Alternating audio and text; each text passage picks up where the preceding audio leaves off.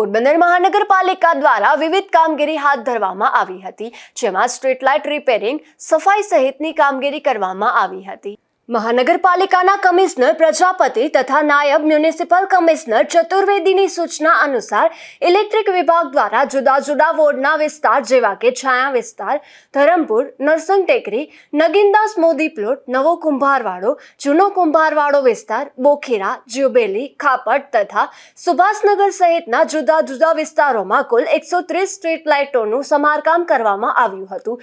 તેમજ ward wise resident એરિયાની સફાઈ તથા કોમર્શિયલ વિસ્તારની સફાઈની કામગીરી કરાઈ હતી। ત્યારે વોટર વર્કર્સ વિભાગ દ્વારા જુદા જુદા વોર્ડમાં સુપરવિઝન કરવામાં આવ્યું હતું, જેમાં વનાળામાં મેઇન પાણીની લાઇનનું સમારકામ, નરસંગ ટેકરી, જીએમસી સ્કૂલ પાછળ અને જ્યુબેલી પાણી ટાંકાની પાસે સહિતના વિસ્તારોમાં પાઇપલાઇન અને કનેક્શન રિપેરિંગની કામગીરી કરવામાં આવી હતી। ત્યારે ગાર્ડન વિભાગ દ્વારા ચોપાટી વિલા ગાર્ડન, વાડી પ્લોટ શાક market garden, Rupali Baug, Kamala Nehru park, I love Porbandar garden, Chowpatty villa garden, Ranibaug, Maharana Natwarsinhji Baug, Vanana garden, આવર ચોક ગાર્ડન, વોકિંગ પ્લાઝા ગાર્ડન અને નાગાર્જુન સિસોદિયા પાર્ક સહિતના વિવિધ બાગ બગીચાઓની સફાઈ કરવામાં આવી હતી।